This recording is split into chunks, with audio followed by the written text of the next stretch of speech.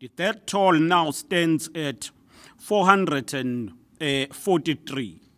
We wish to convey our heartfelt condolences and sympathy to the people and the families of one of our search and rescue team member who was busy doing search and rescue at Helen Dam.